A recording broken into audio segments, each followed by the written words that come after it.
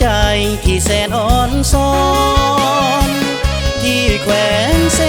กองบริษัทสอนเฮาก้าวไปก่อสร้างซ่อมแปลงตกแต่งเสริมชีวิตใหม่เฮือนสร้างอาคารหลังใหญ่เคหสถานงามล้ำลมเอ๋ยลมตีผ่าพัดมาสดชื่นอุลาเสกองได้พัฒนานับวันหุ่งเฮืองสดใสย้อนมีการนำพักดันให้ความมั่นใจเป็นบาทเก่าความศรีวิไลให้เฮาก้าวไปตามพักนำพางามน้ำใจของพนักงานหับบริการเว้ามวนหอยยิ้มวาจามีความสามารถสามัคคีพร้อมพาพร้อมกันบุกบืนผ่านพาสู่จุดหมายให้สำเร็จผล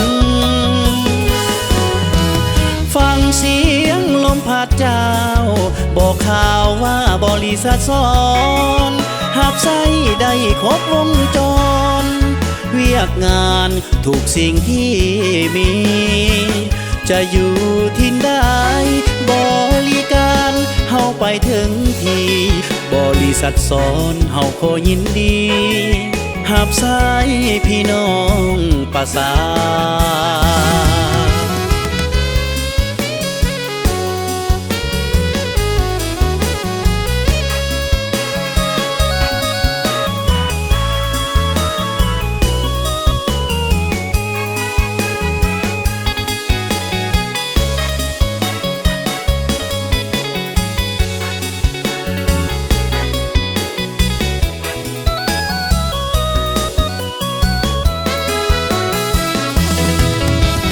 งา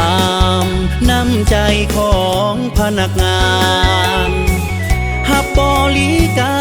รเว้ามวนหอยยิ้มวาจามีความสามารถสามัคคีพร้อมพาพร้อมกันบุกบืนผ่านพาสู่จุดหมายให้สำเร็จผลฟังเสียงลมพัดเจ้าบอกข่าวว่าบริษัทสอนหับใส่ได้ครบวงจรเวียกงานทุกสิ่งที่มีจะอยู่ที่ใดบริการเฮาไปถึงที่บริษัทสอนเฮาขอยินดีหับใส่พี่น้องประสาน